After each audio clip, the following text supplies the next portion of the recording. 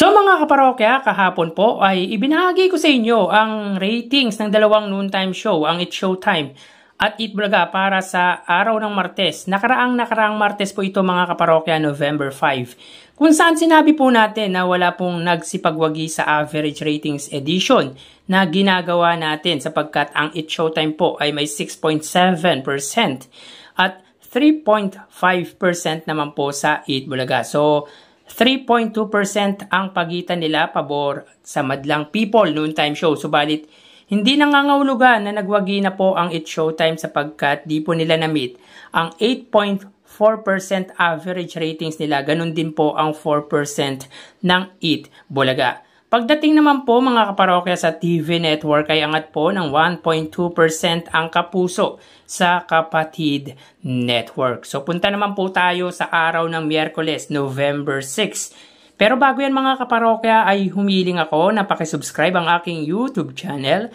Pakiclick ang bell icon para una kayong manotify sa mga bagong video na ilalabas ko. At pakidami nyo na din na i-follow ang aking Facebook page na Mega TV at ang aking TikTok account na Kaparokya TV.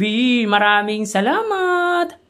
So mga kaparokya, diretso na po tayo sa ratings para sa araw ng Miyerkules. So again mga kaparokya, nakaraang Miyerkules po ito, hindi po ngayong araw po ng Miyerkules. So dito makikita po natin sa data na inilabas ng Lionheart TV, courtesy of AGB Nutam Nielsen Philippines.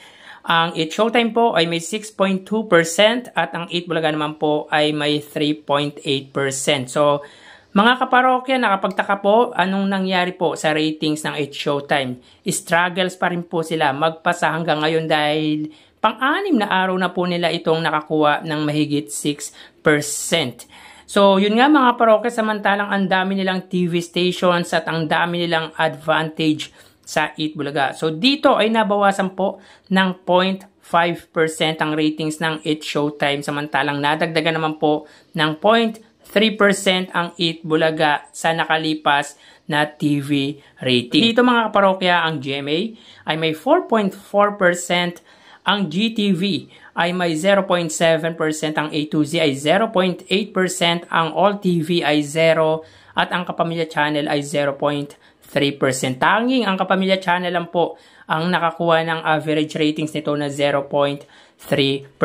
And the rest po ay hindi. Sa Eat Bulaga naman po, ang TV5 ay may 3.6% at ang RPTV ay 0.2%. So dito mga kaparokya, tanging ang TV5 lang po ang nakakuha ng kanilang TV ratings average na 3.5%. At kung titignan po natin ang pagitan ng dalawang bigating TV network dito sa bansa ay angat po ng 0.8% ang kapuso sa Kapatid Network. So grabe mga kaparokya, 0.8% na lang po ang nilamang ng It's Showtime or ng GMA sa TV5. At masasabi po natin na wala na pong 1% yan mga parokya para po sa malawak at malaking TV network at malakas na signal pero di makalayo sa limited reach at poor signal meron ang TV5.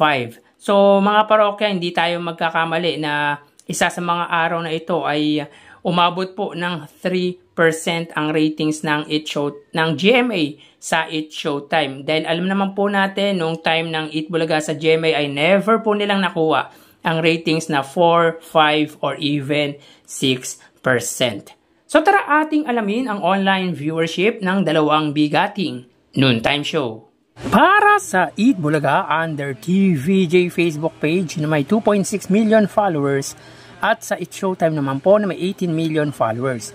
So as of 1:06 PM, ang It's Showtime po ay may kasalukuyan segment na Kalokalite.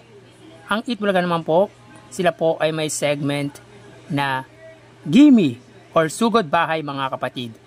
So dito makikita po natin mga kaparokya, ang It's Showtime po ay may 8,900 viewers, samantalang ang Eat Bulaga pa po ay hindi pa po nagpa-pop up ang kanilang viewers. So yan po, may 4,000 po ang Eat Bulaga. So ulitin po natin mga kaparokya, as of 1:07 PM, ang It's Showtime po ay may 8,900 viewers, nakatumbas po ng 9,000, at ang Eat Bulaga naman po ay may 4,000 live viewers. So mapunta naman po tayo mga kaparokya sa TV network YouTube channel ng dalawang Noontime Show. Para po sa It's Showtime under GMA Network YouTube channel na may 37 million subscribers.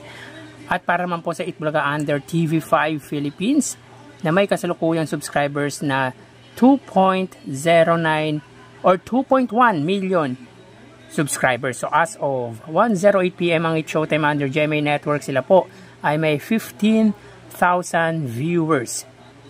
Ang Itbulaga naman po under TV5, sila po ay may 27,000 live viewers. So again mga kaparokya, as of 1:08 PM ang It's Showtime, sila po ay may 15,000 viewers under GMA Network YouTube channel. At ang Itbulaga naman po under TV5 Philippines or under TV5 ay may 27,000 viewers. Mapunta naman po tayo sa main YouTube channel ng dalawang Noontime Show. Para po sa It's Showtime under ABS-CBN It's Showtime na may 2.43 million subscribers at sa Itbulaga naman po under Itbulaga TVJ YouTube channel na may 1.15 million subscribers. So as of 1:08 PM ang It's Showtime, sila po ay may 74,000 viewers. Ang Itbulaga naman po, sila po ay may 76,000 live viewers. So again, as of 1:09 PM ang It's Showtime, sila po ay may 74,000 viewers at ang Itbulaga naman po, sila ay may 76,000 live viewers. So bali ang total na nakuha ng dalawang Noontime Show ay mga kaparokya, bago natin bigyan total viewers ng dalawang Noontime Show ay umiling ako na pakisubscribe ang aking YouTube channel.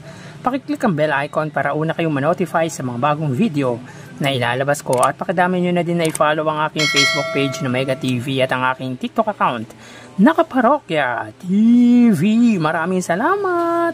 So bali ang total na nakuha po ng It's Showtime ay 98,000 viewers. 9,000 sa Facebook Live, 15,000 sa TV Network YouTube channel, at 74,000 naman po sa main YouTube channel. Ang Itbulaga naman po ay nakakuha ng total na 107,000 viewers, 4,000 sa Facebook Live, 27,000 sa TV Network YouTube channel, at 76,000 naman po sa main YouTube channel. So again mga kaparokya, ang It's Showtime po ay nakakuha ng total na 98,000 at ang Itbulaga naman po ay 107,000 viewers. So yan po lumalabas sa kanilang online viewership as of 1:11 PM at mamaya magbabalik pa po tayo sa ikalawang bahagi ng ating online views update ng dalawang Noontime Show. Magpapaalam po muna pansamantala sa inyo mga parokya. Magsiingat po tayo. Thank you and God bless.